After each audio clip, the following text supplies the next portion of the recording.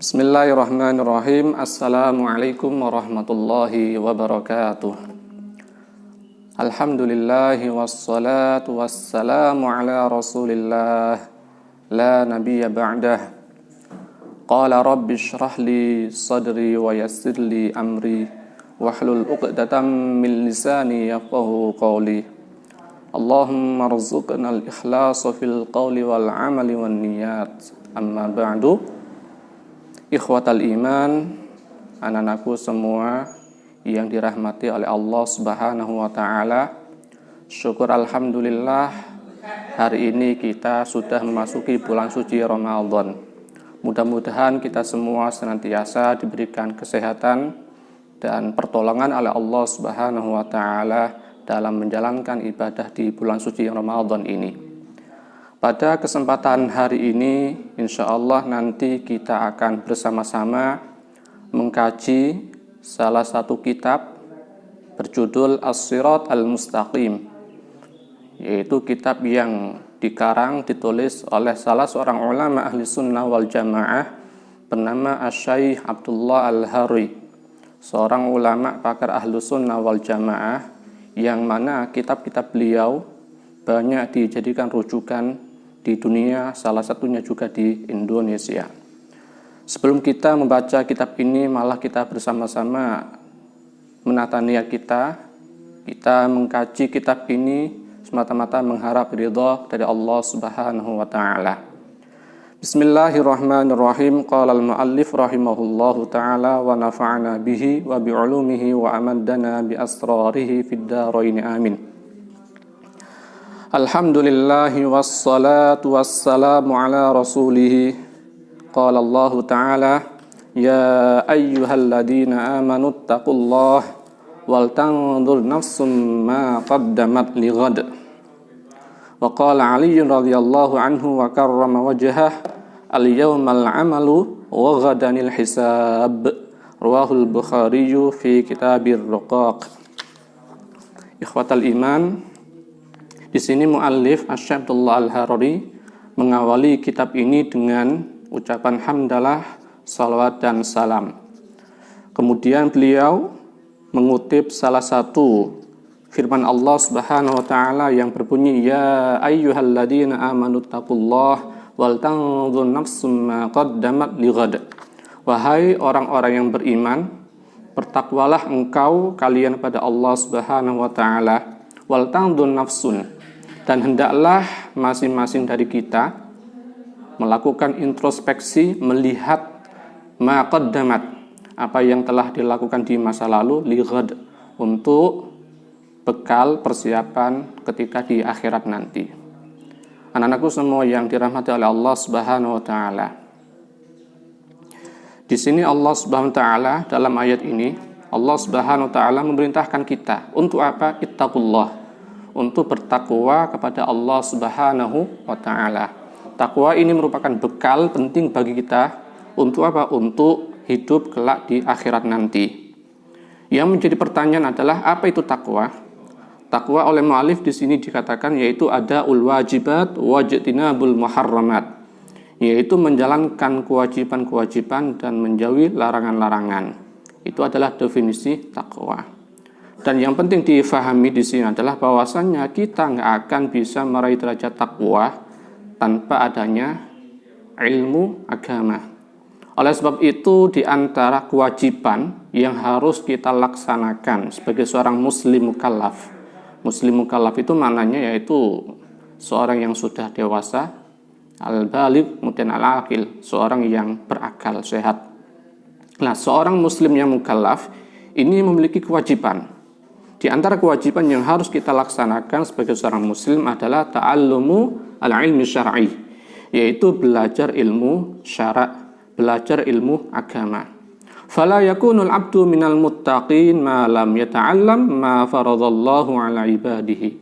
Seseorang enggak akan mampu meraih derajat takwa, meraih derajat muttaqin selama dia belum belajar apa-apa yang diwajibkan oleh Allah Subhanahu wa taala dan apa-apa yang dilarang oleh Allah Subhanahu wa taala. Oleh sebab itu kita penting untuk mendasari amal ibadah kita dengan ilmu agama, dengan ilmu syara'. Nah, pertanyaannya adalah apakah semua ilmu agama itu wajib dipelajari? Ilmu agama itu luas, ada ilmu tauhid, ilmu fikih, ilmu akhlak, ada usul fikih, ada fikih, ada ilmu mantik dan lain sebagainya, banyak sekali. Tentu ini semua tidak wajib kita pelajari, hanya kadar-kadar tertentu dari ilmu agama yang wajib kita pelajari. Oleh para ulama, kadar tertentu dari ilmu agama yang wajib kita pelajari ini disebut dengan ilmu din ad-daruri, yaitu ilmu agama yang bersifat pokok. Lah, apa saja? Di antaranya adalah ilmu tauhid, yaitu ilmu tauhid, ilmu tentang mengesahkan Allah Subhanahu wa taala. Ada kadar-kadar tertentu dari ilmu tauhid ini yang wajib kita pelajari. Misalnya tentang bagaimana cara mengimani Allah taala, cara beriman pada Rasulullah, malaikat Allah, kitab Allah, hari akhir dan qada qadar Allah Subhanahu wa taala. Ini wajib dipelajari.